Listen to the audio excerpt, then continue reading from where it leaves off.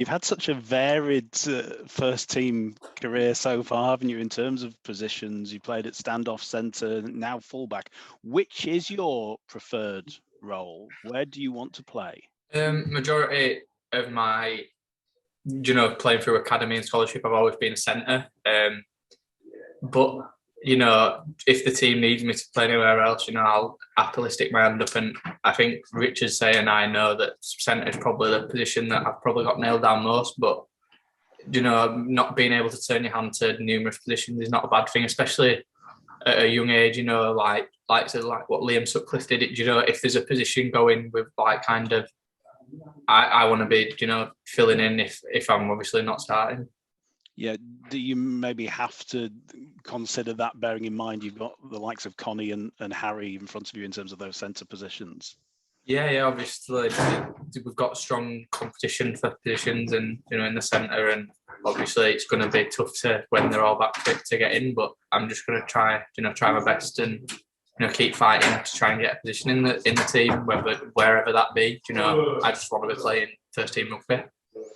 You must be one of the busiest players in training. How many positions do you have to drop into in training?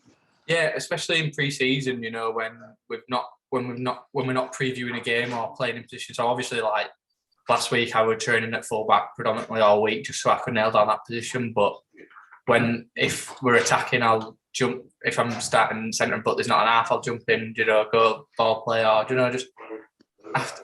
The more I'm getting my hands on the ball, the better I'm going to become as a player, no matter what position that is. And I think, obviously, that Rich is giving me a good chance to learn and get better. And I'm just, thriving on it, really.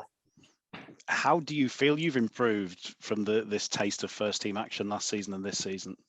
Yeah, obviously, last year we were playing with a young squad, and there weren't really many expectations. It would just go out and do your best kind of thing. And obviously, it was great to get us, get them first team experiences. And this year, after two pretty good games, I'm just growing in confidence, I'd say, and it's you get quite a good bit of belief in yourself. That you are ready. Obviously, playing in the Championship, that's one thing, but then to step up in Super League and do it there, it's I'm really excited. Just to see like what's coming in the future. Really, I don't know if you're able to tell us where you're playing against Saints, are you, or not? I don't know. I'm looking at Phil. But I won't say out yet. How do you feel about coming up against the Super League champions? Yeah, obviously, I played against them last year with the young squad, so it'll be nothing new. They're the same high tempo team, and they'll come and attack you both in defence, and attack. So we're ready for a battle. We are really ready to go and throw it on their toes, and we've got nothing to lose. We're going to go there and we're just going to give it everything we've got. And obviously they are the champions, but we've got the Challenge Cup, we've got the other big trophy, so it's kind of top of the table clash, and we're just going to go there and try to get the win. It's the first taste of the Challenge Cup with Leeds, but not first taste of the Challenge Cup. So you played in a couple of cup ties with Featherstone, didn't you, in 2019? I think it was. Is the competition special to a youngster that's coming through in the game? Yeah, I think everyone always says it. They remember trips to Wembley, when they were younger, even if your team weren't playing in it. And so when I were at junior club, our club used to do a trip on every year, no matter who we're playing. And I always remember going down, sitting at the back at bus with my mates, and just going to Green Mile and then going down to the game, and just the whole atmosphere and the whole day of it.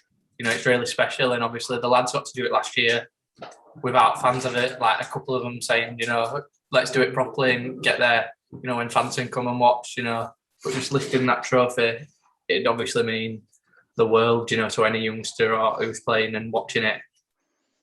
Which was the first final that you went to? Can you remember? I'm not too sure. Maybe it was when Hull and Wigan just beat Hull, potentially. Hull FC. I'm not too sure. That really poor final when it was. Really raining. And yeah, I think it was that one, to be fair. That's probably not a good one for your first one, was it? No, I remember going to when Leeds absolutely pumped Castleford, and on a sunny day like that, it don't get any much better than that. And last year there were only a certain amount of squad members could go to Wembley. I assume you didn't go. No. No. You know, that'd have been. What was like that? What was it like to watch it from afar?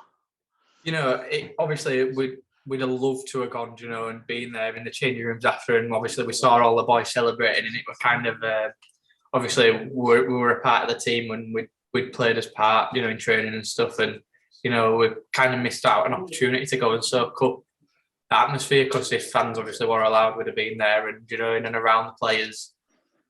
So yeah, a bit of a shame that, but it kind of gives me that incentive that, you know, just go do it again, you know, kind of thing, and get that chance. And Richard Agar revealed last week about you having trained as a referee. What made you go down that particular route as a young man? Yeah, so playing in heavy woolen, you know, there's loads of teams close together and everyone kind of knows everybody. And I don't know why, but from a young age, I had quite a few people in my team, you know, just wanted to become refs. So I remember Batley boys paid for us to go on a refs course at Normanton, and it were 2 4-hour things in Normanton. And I did it when I was about 11 or 12 years old. And, you know, Batley paid for us to go. There were about 5 of us. And then we were just kind of going out locally and refereeing. Obviously, as up to our age groups, I remember when I was playing under 16s, playing scholarship at Leeds, you know, going out refereeing after I'd played a game or on a Sunday morning and stuff. And we got to go up to the likes of Cumbria and, you know, in the National Conference League, and Wathbrow and places Egremont, and, you know, touch judging there. So I'd have full days out, you know, touch judging and just soaking in, you know, rugby league really.